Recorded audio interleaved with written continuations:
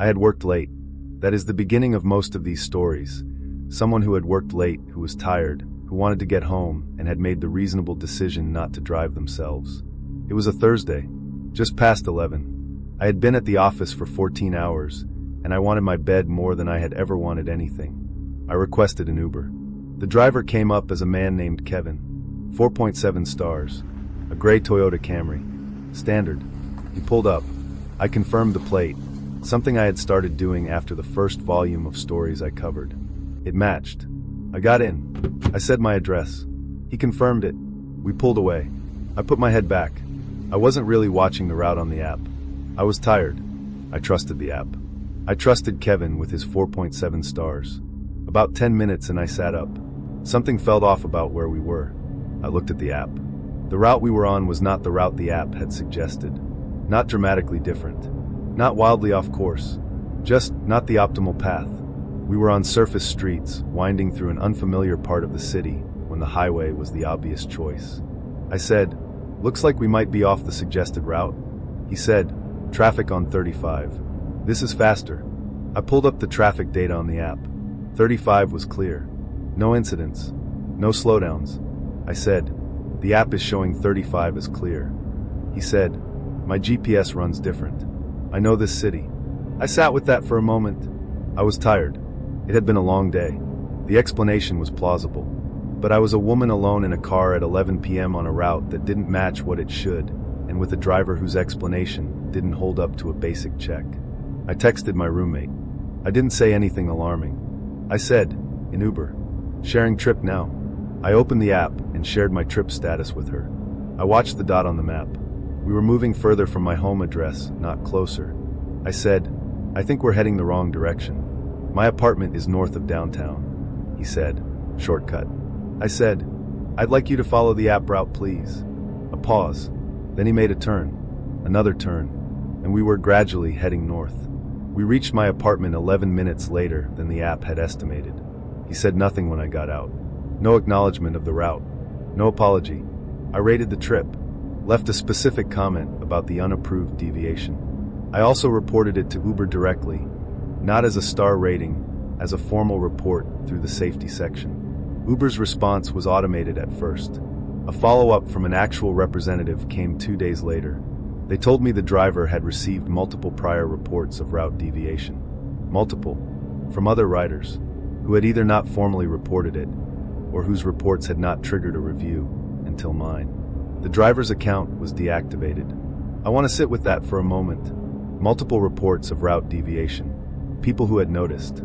People who had felt something was wrong, but who had either not formally reported it, or whose reports hadn't accumulated to the threshold that triggered action. Until mine. Every formal report matters. Not just the star rating, the formal safety report, because the star rating disappears into an average. The formal report goes into a file, and files, when there are enough of them, become action. Report formally, every time something is wrong. Not just for yourself, for the next person in that car.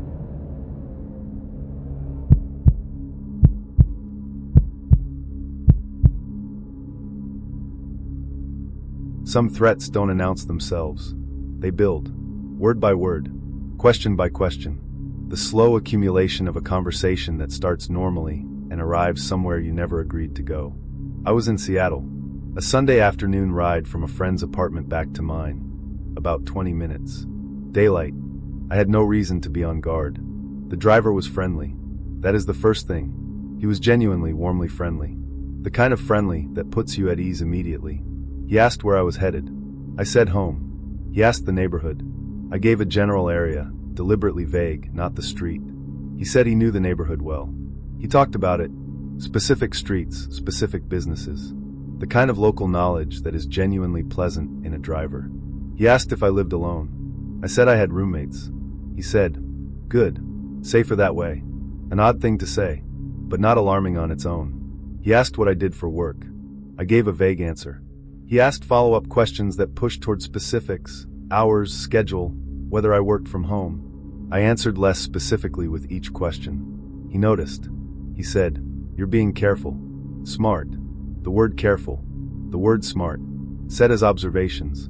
Said as, "I want to be precise about this," said as acknowledgments, as though he was aware I was managing what I shared and was commenting on it, which meant he was watching how I was managing it.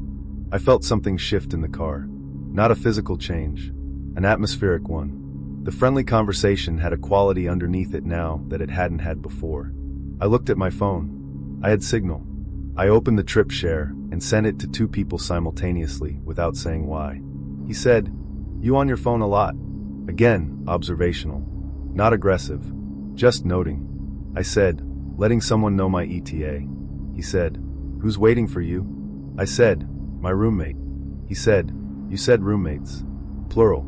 He had been listening with a precision that went beyond normal conversation. He had noted the plural from 12 minutes earlier. He had noted that I had now said singular. I said, "Both of them. They're both home." He went quiet for a moment. The kind of quiet that follows an exchange that both people understand the meaning of. Then he said, "Almost there."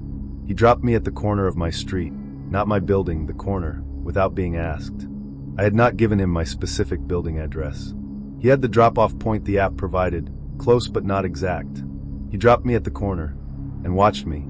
I walked in the wrong direction, away from my building, for half a block before stepping into a coffee shop that was open. I sat inside for 20 minutes. I called a friend. I described the conversation. My friend said, "You said plural." He was testing. He was building a picture and checking the accuracy of it. That's not friendly conversation. That's information gathering. I filed a formal report with Uber. I described the specific exchanges. The questions about my living situation. The questions about my schedule. The correction about plural versus singular.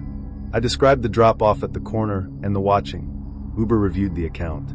The driver had prior reports, not formal safety reports, star rating comments, about making riders uncomfortable with personal questions.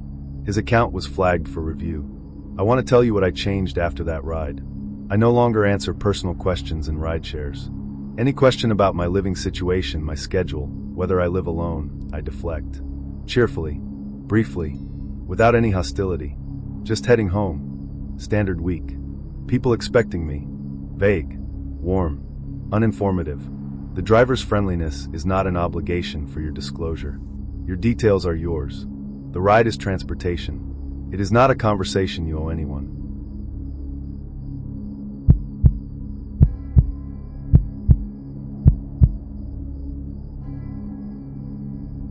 I was in Miami. A Saturday night. A group of us had been out. For people, a good evening, the kind of night a warm Miami weekend produces. Around midnight the group split up. 2 people shared a ride one direction. I was going a different direction. I requested my own Uber. A driver matched immediately. A man named Andre. 4.8. Black Honda Accord. The app showed him 2 minutes away. I watched the dot move toward me. At about a minute out, the ride canceled. Not by me. By the driver. Standard occurrence. It happened. I re-requested. A different driver matched. Different name. Different car. 4.9. The app showed them coming from a different direction. 3 minutes. I waited on the sidewalk. A black Honda Accord pulled up. I looked at the plate.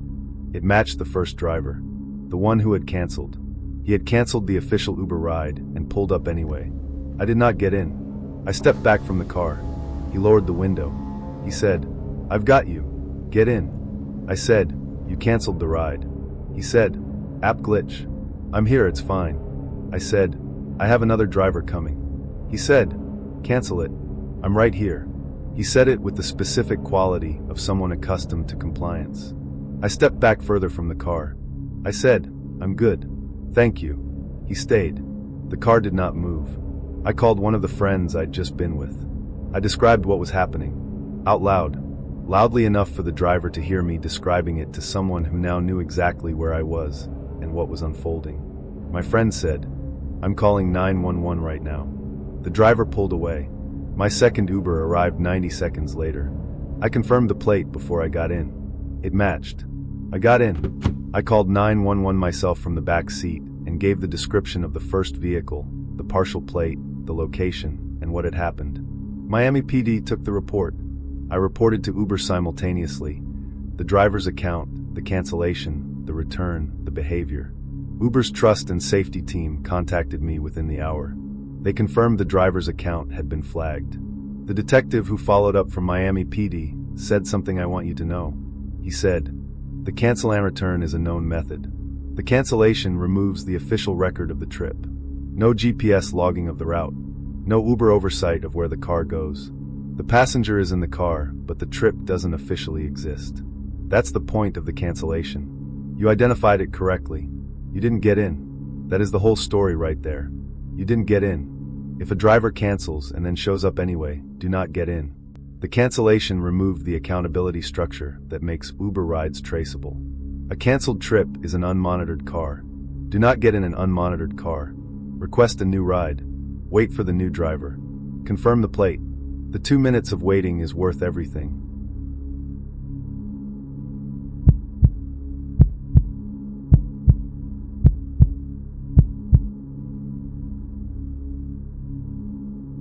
I was in Boston, a Tuesday evening in November.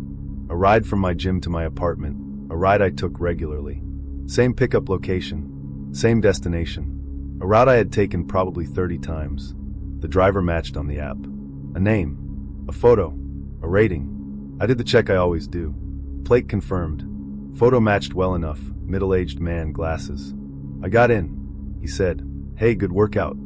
I said, "Pretty good, thanks." He said, "You always do Tuesdays and Thursdays, right?" I heard the words. I processed them. I said, "I'm sorry." He said, "I've had you before. You're a regular on this route, right?" I looked at his photo on the app. I looked at him. The photo was accurate enough that I had confirmed it, but looking carefully, there were differences. The photo was slightly younger. The man in front of me was slightly heavier. The hair slightly different. I said, "What's my name?" He said it. He said my name. My full name. First and last. My Uber account showed only my first name to drivers. He knew my last name. I said, "Pull over, please." He said, "We're almost there." I said, "Pull over right now." He pulled over. I got out of the car. I was on a street I recognized, still a few blocks from my apartment. I walked in the wrong direction. Away from home. Toward a gas station 2 blocks over. I called 911 from the gas station. I told them what had happened. The Tuesday-Thursday comment. My last name. The discrepancy between the photo and the driver. I also called Uber. The investigation that followed took several weeks to fully unpack. What it found was this.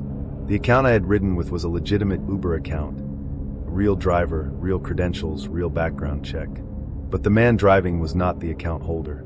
The account had been shared, handed off to another individual to use on certain shifts. Account sharing is a violation of Uber's terms. It is also, in this case, how someone with no background check and no verified identity ended up driving people through Boston. The man who had actually been driving, the non-account holder, had driven me before. On other occasions when the account holder had shared the account. He had noted my route, my schedule. He had access to the account holder's trip history, which included my rides, which included my full name from the payment information tied to my account.